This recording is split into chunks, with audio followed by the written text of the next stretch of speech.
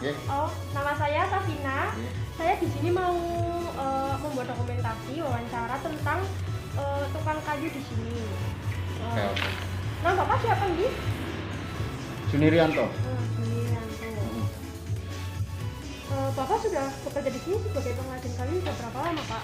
Kalau dibilang berapa lama, kita di sini udah hampir 8 tahunan. Oh, hampir 8 tahun Iya. ya. Tahun berapa Bapak mulai menjadi pengrajin kayu, Pak? Kita bergerak mulai sekitar awal 2012 kalau nggak salah. Sudah lama ya, Pak? Ya, sekitar 8 tahun lebih kan sekarang untuk mulai eksis lah. Ya. Biasanya dalam satu hari itu menghasilkan berapa ini sih, Pak? Tergantung gini, setiap hari kita kan produksi barang. Misalnya kita bikin kusen, kalau kusen satu kan panjangnya kan 5 meter, taruhlah kalau kita sehari bisa bikin 2 dari 10 meter. Jadi untuk takaran kita kerja satu hari, ya misalnya bikin kusen ada 10 meter kan kurang lebih seperti itu. Oh begitu, berarti kadang pasti segitu atau tidak pasti, Pak? Ya, tidak pasti, karena kesulitannya itu beda. Setiap kita jengkal ambil kayu itu pasti beda kesulitannya. Terkadang ada yang sudah lurus, ada yang masih perlu disuntik dan sebagainya, seperti itu. Bahkan misalnya bikin daun pintu seperti ini, sini Pak. Daun pintu seperti ini kan, ini juga ada jendela. Ini kan tingkat kesulitannya beda. Ada yang pakai list, ada yang biasa. Harus detail ya, Pak? Ya harus detail. Jadi untuk target satu hari kita bekerja itu tergantung kesulitan. Tingkat kesulitan apa barang itu sendiri kan seperti itu. Itu kalau yang ada warna kuning, ada warna ini itu dikasih warna atau bagaimana, Ya Pak? gini, ini biar orang awam tahu juga kan. Ini untuk ini kan kayu biasa. Dalam artian ini ya kayu apa ya? Boleh dong jenis peranti misalnya kan. Ini warnanya pasti seperti coklat kemerah-merahan. Sedangkan ini untuk warnanya kuning, ini emang ada jenis kayu yang warnanya kuning. Misalnya ini nangka. Kalau orang Jawa bilang ketewel lah. Ketewel. Ini kayunya kuning.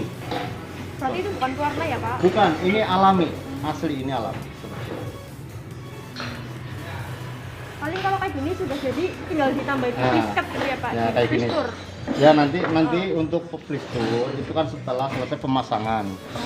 Ini kan baru masih jadi kerangka. Ini nanti masih diisi kaca, dikasih kancing juga kan seperti itu. Begitu nanti udah dipasang, ini udah seperti ini kan udah berupa cat. Berupa cat. Ini nanti sebelum kotor misalnya ini dibersihkan dulu kan, baru nanti diplistur dulu.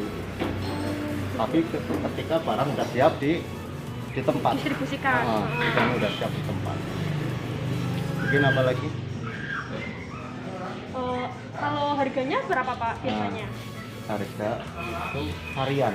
Harian. Soalnya ada kayu dengan harga bahan bakunya aja agak miring ada, yang mahal ada kan seperti itu. Tergantung kualitas ya, Pak? Kualitas. Berarti itu bawah harga sendiri. Kenapa Bapak memilih pekerjaan sebagai pengrajin kayu, Pak? Ini boleh dibilang tuntutan juga istilahnya gimana ya? Mungkin boleh dibilang jalan hidup bisa terjadi. Karena apa? Kita terdesak dalam suatu misalnya gimana? Keputusan kita untuk bergerak. Sedang kita bergerak untuk kerja di luar kan terkadang kita terkendala waktu, cuaca dan sebagainya. Tapi begitu kita kerja di rumah, misalnya ada yang kita memasukkan ada seperti apa, itu bisa diolah sendiri seperti itu. Jadi kita Waktu kita waktu ya Pak? seperti itu. Waktu kita yang fleksibel. Waktu kita yang pokoknya kita benar-benar atur waktu kita sendiri. Jadi kita mudah untuk kesehariannya. Misalnya ada acara keluarga dan sebagainya kita bisa atur waktu. Jadi nggak terpaku waktu ya, Pak? Betul.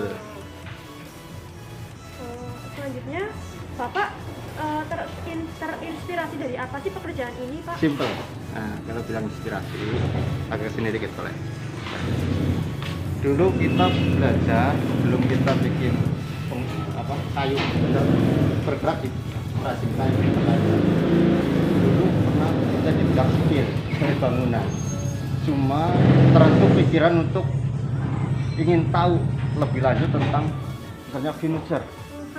Ya, dari kita sudah bisa bikin bangunan baku, misalnya bangun rumah kan.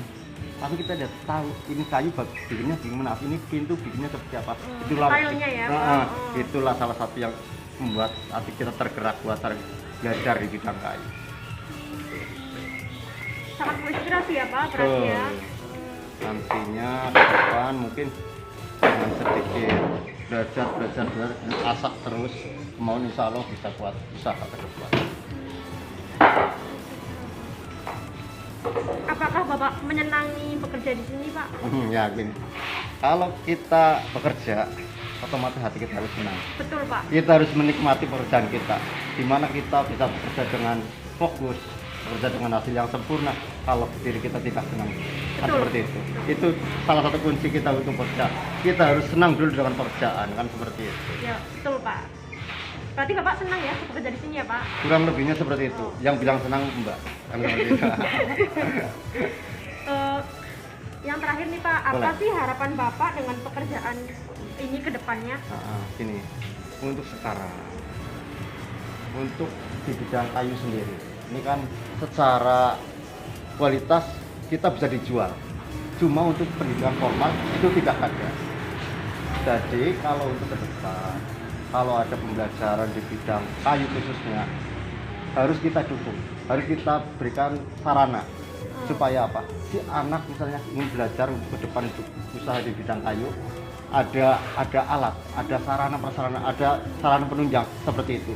Dan yang lebih jelas lagi untuk konkretnya, begitu kita bisa bekerja untuk mendapatkan meniti masa depan itu selalu cerah seperti itu. Gambarannya Bisa untuk menginspirasi anak muda ya Pak, berarti ya Pak? Ya seperti inilah untuk keadaan workshop kita seperti ini.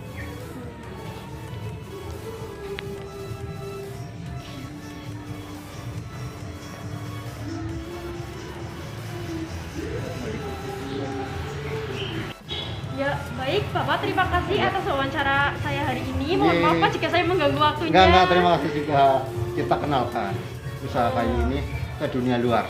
Iya, Biar Pak, orang semoga- lain tergerak. Betul Seperti Pak, itulah. semoga usaha ini semakin lancar dan semakin jaya ya Pak. Amin, sukses terus buat Mbak Sukses juga ya. terus ya Pak. Terima kasih Ye. Bapak.